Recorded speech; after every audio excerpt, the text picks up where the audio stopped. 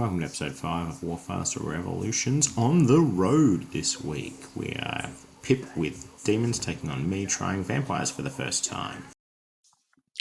The scenario we'll be using in this battle report is the basic pitch battle style scenario on page 81 of the Warmaster Revolutions rulebook. Due to the modifications we make to this scenario, we'll be calling this leading from the front. In a leading from the front game, victory points are calculated from the units killed in the match. If 2 stands are killed of a 3-stand unit, half victory points are awarded, otherwise full points are awarded when all 3 stands are killed. The exception to this is if a player's general is involved in a combat that destroys an enemy unit.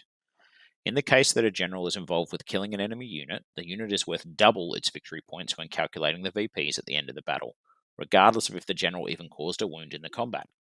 The player who breaks their opponent will also receive a victory point bonus. If an army breaks, that player cannot win the game, and the best they can hope for is a 10-all draw. An example of this might be if the player who breaks is ahead in victory points when the players are tallying up their totals. It's unlikely, but it does happen. Here we have the 1750 point list for the vampire counts today. We are rocking a vampire lord with the rod of repetition, a vampire with a black coach, sword of destruction, 2 necromancers, one with the ring of magic, one with the scroll of dispelling. Then we have 2 of skeletons, zombies, graveguard, ethereal hosts, 4 black knights, one with the sword of fate, 4 dire wolves, and a unit of fell bats. The 21 units, and the break is 11. You'll also note we have some Empire proxies in there for today's battle, taking the place of some of the knights we might otherwise want to have.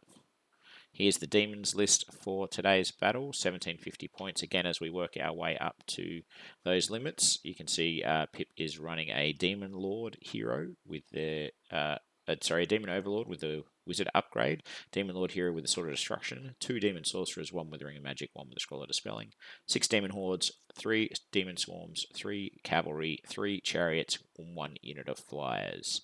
He has 16 units with a break of 8.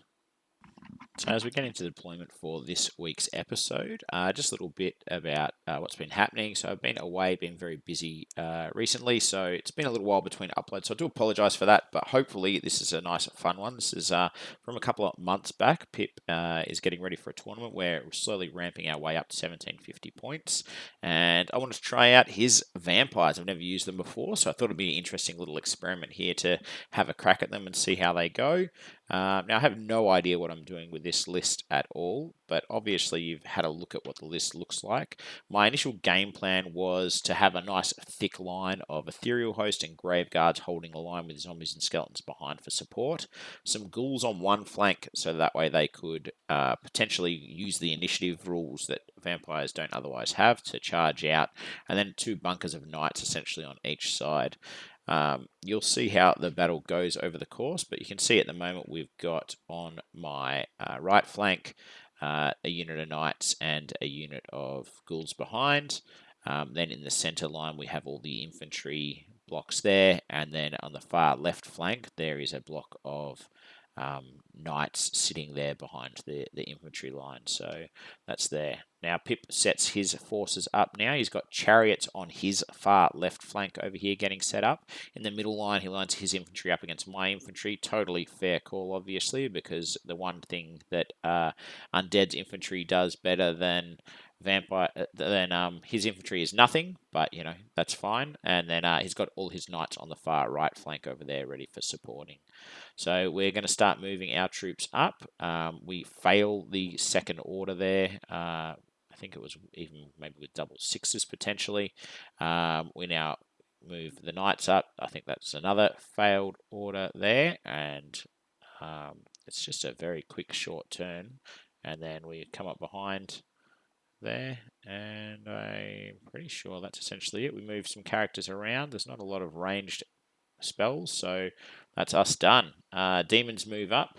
From memory, he gets all the commands you could possibly want, because, you know, Pips just rolls like that sometimes. He just advances his infantry line nice and calmly. Doesn't want to overextend at any point in time. Forms a nice little battle line there in the middle of the field. And then overcome the chariots to the side. He's going to move the chariots up one more maneuver there, and then that's going to be it for him. He's going to move his characters ahead, no real spells to cast, and that is the end of his turn. Vampire counts turn 2, and you're going to see a whole lot more failed orders from me on this one, which is wonderful to see. There we go, first failed order there. The knights just move up to sit behind the hill because, why would you want to move anywhere? That would be crazy. We shuffle up the infantry line here. We don't want to, again, overextend and make sure that we're caught out of position. So we just come up the one there. Then we have the next block of infantry moving their way forward. So we push one up initially and then another one up into the forest here to just make sure we have a nice safe line to not to stress too much about getting hit in the flank or anything here. So we just curve it around as such. We then fail the first order on the flappy flaps at the back there. So the knights don't have an opportunity to receive an order this turn. Nothing's in range. We then shuffle the ghouls around, which I believe was a successful order, but there's not really anywhere you want to put them at the moment without overextending. So we kind of just have to back them in, shuffle some characters, fail some magic spells, and then we're going to go over to the demons next turn. Boom, fail. Boom, fail. Okay, cool. Demons turn 2. So for turn 2 for the demons, what we're going to see first is a couple of initiative charges here out of Pip. He's going to move up into my lines where I've set the trap in the middle for the infantry and also hit the ones in the forest. He's going to fail his order on the chariots and going to have a little fallback there for those lads. He's then going to come over to the forest over here and charge my flies with his flies with a sneaky little maneuver around the side. His units are going to come up the side here and then fail thanks to enemy within 20 centimeters, which was very lucky for me because if they'd hit the flank, then I think my whole line just collapses immediately. He fails his next order as well on the far right flank, so his troops sort of move up there and stumble, and this means he doesn't have anyone left to give orders to his guys at the top. He charges into the forest lads and the defended guys, so he hits the first unit there of zombies, I think they were, and absolutely decimates them, then follows up into them and wipes them off the board completely. My dice rolls here are fairly putrid, just across this whole combat phase, if I'm being honest with you. He then chooses to fall back after destroying them, doesn't want to shoot into the graveguard that has the supports. We fight the ones in the forest next. I think I managed 2 hits, but luckily, because he was fighting into the forest, I still managed to win by 1 thanks to supports, and then I pursue in afterwards because I don't want the wounds to slough off him, and unfortunately what happens there is that he then rolls 9 hits out of his 12 attacks and takes off that unit of lads. I follow up to hit and manage to drop him down to 1 wound remaining on his unit here after pursuing and such as well, so it wasn't all in vain. At the back of the board, his flyers decimate my flyers, with him just taking my toys off. 4 wounds in the first round and then 8, I think it was, in the second round, and he comes up and sits behind. Now Vampire counts turn 3. Can I turn it around with some counter charges? So the first thing I'm going to do is I'm going to order up my knights at the back. I'm going to obviously fail this order because I just needed a success to charge the flies in the arse there, so I'm going to fail that straight off the bat. Then Pip is going to run off and start making a coffee for me because that's what a good host does, hook your mates up with some drinks. Okay, then I go into the flank there with an order in the woods on a 6. I charge into the front with an order on a 7 with the necros. Then my unit sort of shuffles up into the field there to gain a bit of better position. I'm going to try ordering 1 standard ghouls with my necromancer and immediately fail it. I was tricking my dice here because as a first, every time I've tried to order that flank, I've failed every single time.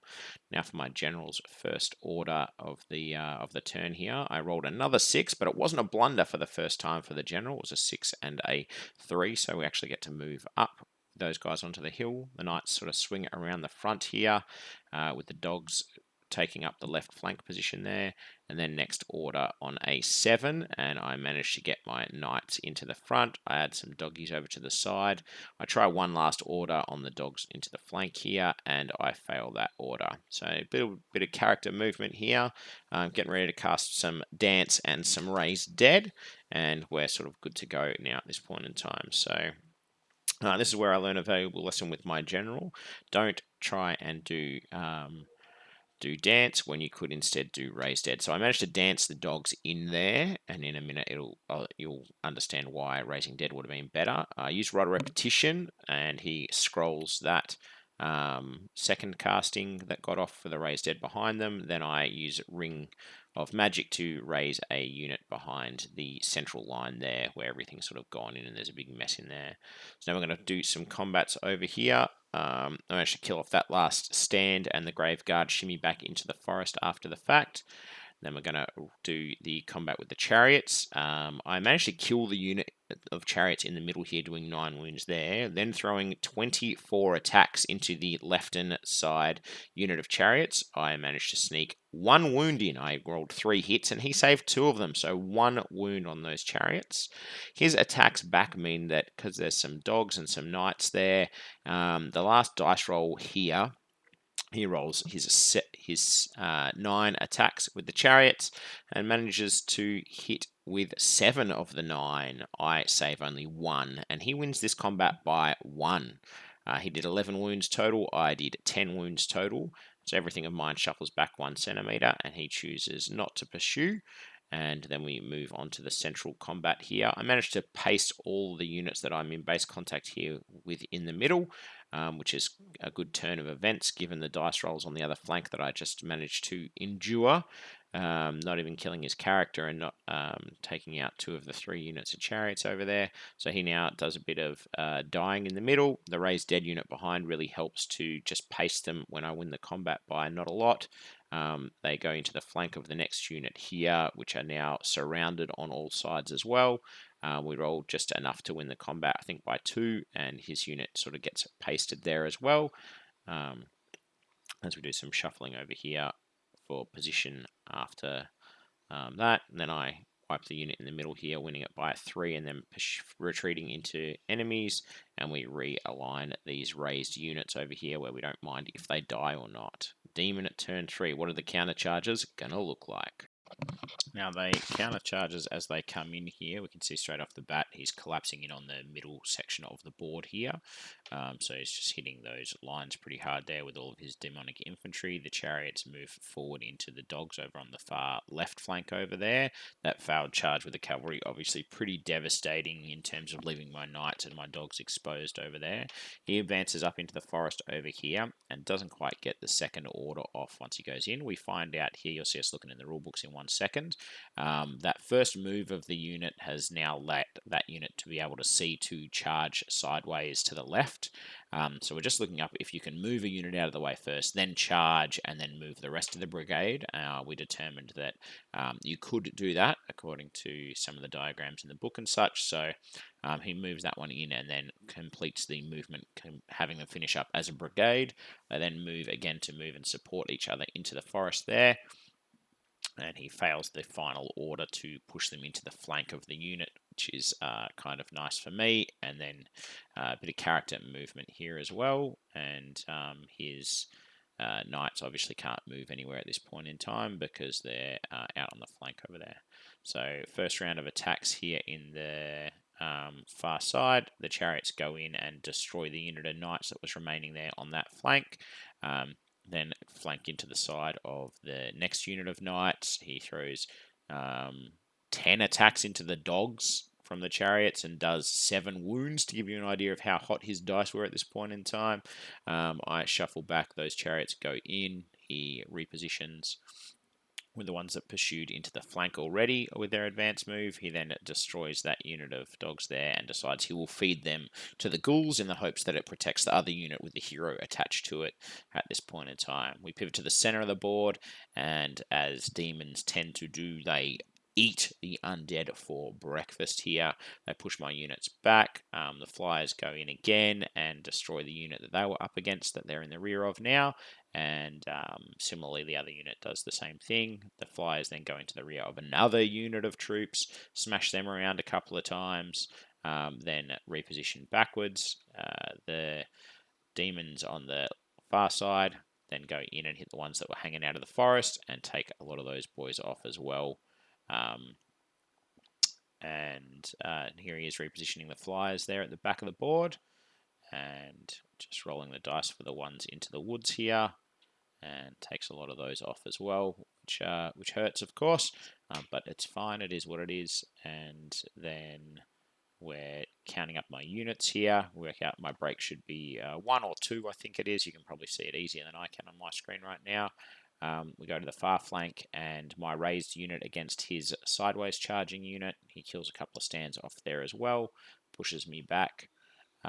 He successfully got off the spell that gives him +1 attack for everyone in the aura this round, so he has some extra bonus attacks here at the end that we forgot about initially. And then we're hitting the last ones here in the woods, and managed to have a bit more kills. Not everything's dead at this point in time, which is great to have happen for me, a little bit at least anyway. And we're moving on to Vampire's turn 4. Now he's only got a break left of 3, so the big question here is, can I actually get in a position where I can take his last 3 break before he deservedly wins the game at this point in time? So first things first, we're going to move around in the forest a little bit. We got our initiative charge off with the boys on the hill. We failed the order on the knights over the far side. The general manages to order the dogs in. The general then does so much heavy lifting this turn. We order the ghouls across, and then the ghouls come in as well.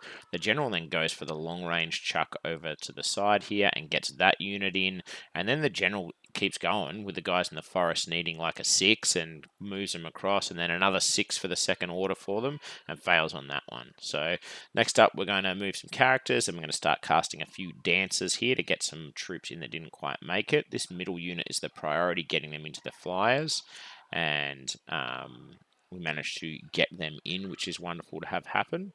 And so once the flyers are in, we're onto a few combats. So the goal here is 3 dead units.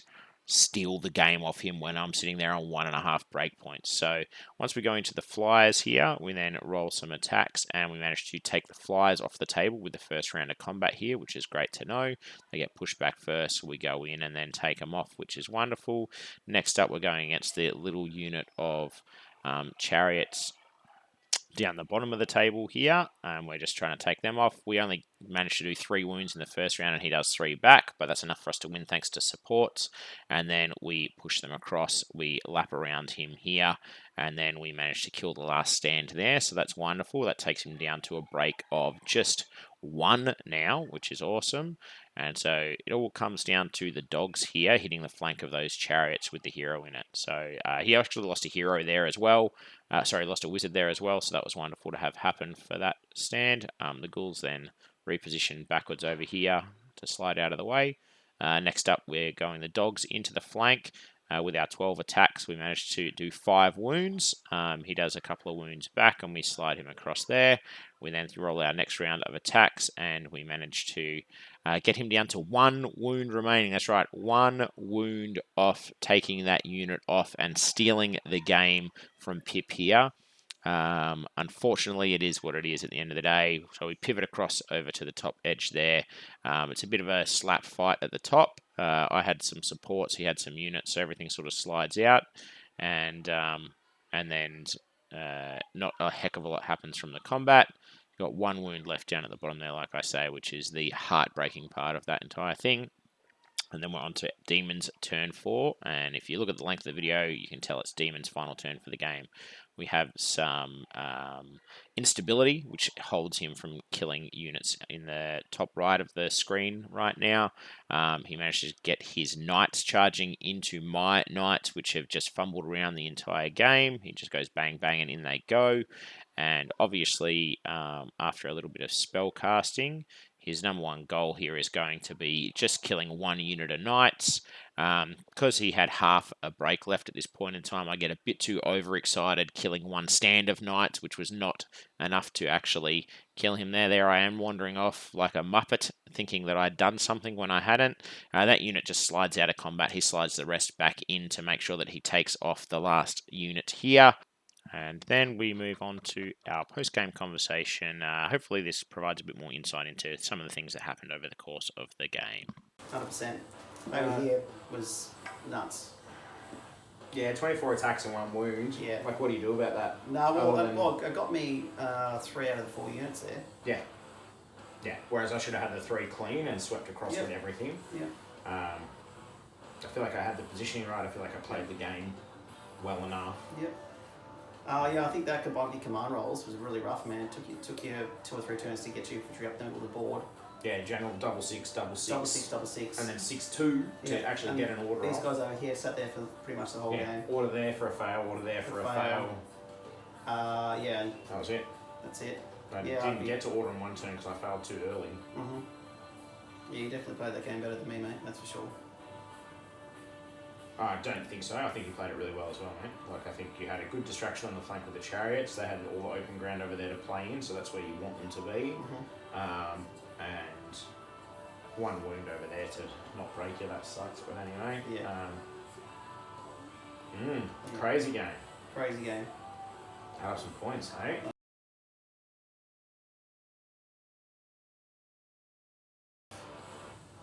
$6.98. 845, 698, 150 points difference. 11.9. 11.9. Well done, mate. Good job. And what's that over there? Points. Half units a chariot and a. So chariots, I think 90 points Euro, each. so that's a draw. Yeah, right. 11.9. Cool. I was very concerned when you had swamped me in the middle there. That's what you got to do with them, right? Yeah. Like you have to swamp and hope your numbers pay out. It's just such a fucking. It's so much to commit to, like, and it was 2 units. You know, it's not so much. It's not the fact that, like, it's the swamping, and then you've got to fucking reorganise your battle lines after you swamp. So the counterattack's a real risk because you can't turn around everything to face everything that you want to. Yeah, that's why I was trying to use that set of forest there as an anchor point of like my line sort of extends from the forest. And then have it so that, you know, the knights theoretically defend this from your knights of just a bit of a game of cat and mouse, so you don't come in with the hard hitters, more so than me hurting you with my hard hitters. Getting that flank charge off would have been wonderful. Yeah, I was super worried about the Van Hals. I'm like, you can just get one in. Yeah, right. Yeah. It's just, it was literally dance. That's all the spells were on the last turn, right? Yeah, like I think I'm focusing more on when I was playing more on the race dead than the barn house. Like, just dance, 3 dance. Like it's you should get one, but your magic experience is the same as mine with VCs, mate. Like, you just need it so badly. Yeah, well, it's because you're making up for have to order everything, right? So the dances are there to make up for when you don't get the. Yeah, but I think a 5+ is still too harsh. I think it's fine. I think 4+ is too easy, you know what I mean? Like maybe, I don't know, we haven't seen it really pop yet, you know what I mean? It just takes that one turn. The only reason I really came back into that game is the turn that I got the 2 spells off out of 4 with the flank charge over there bounced, of course, because 24 attacks isn't enough to do more than 1 into chariots. And then I got the raise off the side there. Yeah. But yeah. I think, I don't think you would have played any better CG, to be honest. Really, like, between your command rolls and that combat over there, everything else, you swamp me in the middle big time. Yeah. Look, I don't know, maybe over there, raised dead behind your units might have been a better priority instead of throwing the dogs in for more. I thought you were just going to throw them. I thought you were just throw them behind. The dogs. Yeah. I knew it was a bonus 12 attacks. Yeah.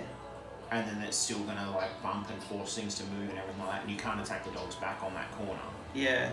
But like, all you do is win the combat. Yeah, no, I get that. Yeah. Which I didn't do. And so. you would have so hang on. So it was 24 attacks, including the dogs on the flank. Yeah. So I would have gone to. You lost half your attacks then. Yeah. Yeah. Okay. Yeah. The problem is like, you know, you go in with dogs like, nothing's got armor. Yeah, that's right. Nothing's got armor. Nothing has an exorbitant amount of attacks either. Right. So the knights are so important. So having 2 units of knights sit here in my deployment zone the entire game sucks. There's your hammer. Everything of yours has got 5+ saves, which is like pretty reasonable more often than not. Yeah. And then just the base attacks. Like even getting flank charge, I'm still getting with 3 attacks. So I'm equaling or sometimes outnumbering your attack stat plus. And that's the risk with orcs a lot of the time too, right? It's got the extra attacks but doesn't have the save necessarily. Yeah. So I know that going in, your amount of attacks back is the scary part. Yeah. Or even your attacks when you charge in, it's like, fuck, there's just so many attacks. I need to be in defended terrain, I need to be sitting somewhere where it's hard for you to like get those attacks off on me. But I felt like even when I was sitting here in defended terrain and everything like that, and you would charge me, I still didn't feel like. I felt like it was still in your favour, even in that situation more often than not. The only thing I wasn't scared of was the swarms. Yeah, right. And everything else is just terrifying with how many attacks it has. Yeah. Yeah, I think that's what I found the undead, like just the lack of, like apart from the knights, the lack of just complete puncher, but also like those multi-infantry combats where, you know, like the Thera host, like they're 90 points for a unit, you know, you're paying for the terror, you're paying for the always hitting on a 4+ because they ignore defended, it's fortified, but they've still got no armour. Yeah, that's right. And the 4 hits per stand, you're hoping that you fight, it's a draw or whatever, you back off and you go in next turn. You back off and you go again next turn, right? And maybe a few times I needed to back off and then go in again next turn, or back off and let you then charge me with your instability and stuff like that. Well, that was fucked. Like, it was like bang, bang, bang. Okay, well, there's 3 units I'm doing. That's what... And that was the unit I assumed I was going to lose this turn. I was like, that's the unit I'm losing. Once they became confused, I'm like, okay, well, because I was planning to charge them in, raise it, and then basically kind of see if I can move these guys in behind. If I can't charge them, at least as long as they sit there, I can use, you know, trap them for the auto pop. But yeah, that was fucking brutal, that instability, and that's what's going to sink me in games. To be honest, like I was lucky just to roll for 1 turn. Really? Well, every round of combat was all or nothing, right? I did not enough attacks back to knock you down at any point in time. Yeah. Everything died or nothing died. And to be fair, I was lucky I rolled like a 5 for those, otherwise that would have been game anyway. Yeah. So. Half a break left. Half a break. That's been episode 5 of Warfast Revolutions. I hope you enjoyed what we managed to put together. My name's been Seji. If you enjoyed this video, make sure you give it a like and please subscribe to the channel. We'd love to have you aboard and hopefully you're enjoying what we're doing. And thank you so much for spending some hobby time with us today. Bye-bye.